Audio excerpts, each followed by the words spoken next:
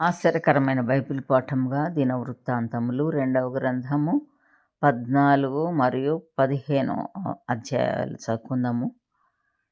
అబీయా తన పితరులతో కూడా నిద్రింపగా జనులు అతనిని దావీదు పట్టణమందు పాతిపెట్టిరి. అతనికి బదులుగా అతని కుమారుడైన ఆసా రాజా ఆయను. ఇతని దినములలో దేశము 10 సంవత్సరములు నెమ్మది పొందెను. ఆసా తన దేవుడైన యెహోవా దృష్టికి అనుకూలముగాను యథార్థముగాను నడిచిన వాడై అన్య దేవతల బలిపీఠములను పడగొట్టి ఉన్నత స్థలములను పాడు చేసి ప్రతిమలను పగులగొట్టి దేవతా స్తంభములను కొట్టివేయించి వారి పితరుల దేవుడైన యెహోవాను ఆశ్రయించుటకును ధర్మశాస్త్రమును బట్టియు విధిని బట్టియు క్రియలు జరిగించుటకును యూదా వారికి ఆజ్ఞాపించి ఉన్నత స్థలములను సూర్య దేవతా స్తంభములను యూదా వారి పట్టణములన్నిటిలో నుండి తీసివేశాను. అతని ఏలుబడి యందు రాజ్యం నెమ్మదిగా ఉండెను. ఆ సంవత్సరములలో అతనికి యుద్ధములు లేకపోవుట చేత దేశంలో నెమ్మది కలిగి ఉండెను. యెహోవా అతనికి విశ్రాంతి దయచేసి ఉండగా అతడు యూదా దేశమున ప్రాకారములు గల పట్టణములను కట్టించాను.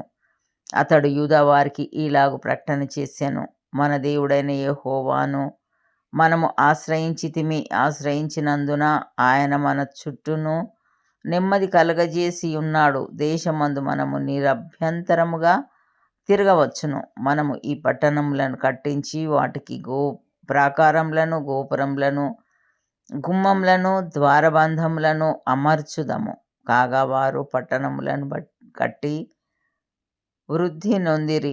ఆ కాలమున డాళ్లను, ఈటెలను పట్టుకొను 3 లక్షల మంది యూదావారును, కేడెములు ధరించి విల్లు వేయు 2,80,000 మంది బెన్యామీనీయులను కూడిన సైన్యము ఆసాకు ఉండెను. వీరందరును పరాక్రమశాలులై ఉండిరి.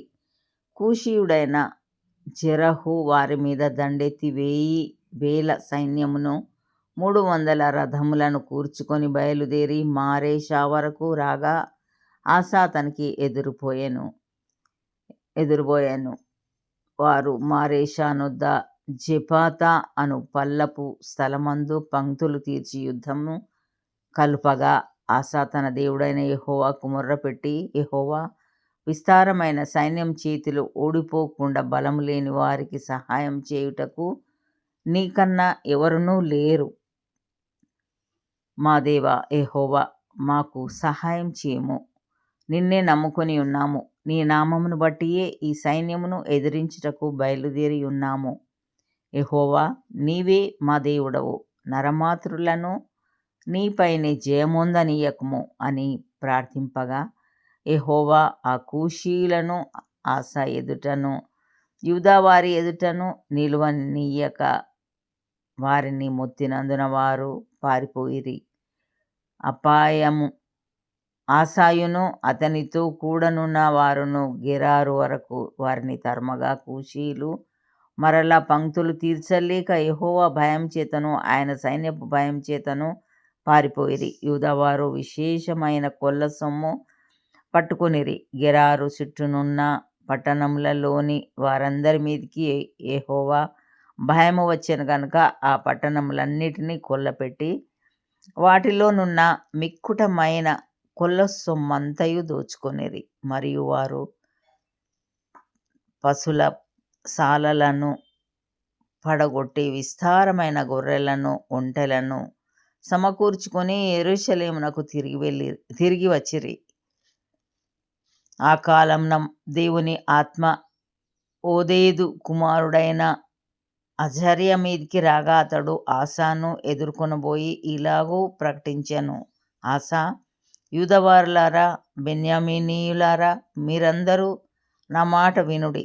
మీరు యెహోవా పక్షపు వారైన యెడల ఆయన మీ పక్షమున నుండును. మీరు ఆయన యొద్ద విచారణ చేసిన యెడల ఆయన మీకు ప్రత్యక్షమగును. మీరు ఆయనను విసర్జించిన యెడల ఆయన మిమ్మును విసర్జించును. నిజమైన దేవుడైనను ఉపదేశము చేయు యాజకులైనను ధర్మశాస్త్రమైనను చాలా దినములు ఇశ్రాయేలీయులకు లేకుండా పోవును. తమ శ్రమయందు వారు ఇశ్రాయేలీయుల దేవుడైన యెహోవా యొద్దకు మళ్ళుకొని ఆయనను వెదకినప్పుడు ఆయన వారికి ప్రత్యక్షమాయెను. ఆ కాలములలో దేశముల కాపురస్తులందరిలోనూ గొప్ప కల్లోలములు కలిగెను గనుక తమ పనిపాటలను చక్కపెట్టుకొనుటకై తిరుగువారికి సమాధానం లేకుండెను. దేవుడు జనములను సకల విధములైన బాధలతో శ్రమపరచెను గనుక జనము జనమును పట్టణమును పాడు చేశాను. కాగా మీరు బలహీనులు కాక ధైర్యం వహించుడి, మీ కార్యము సఫలమగును.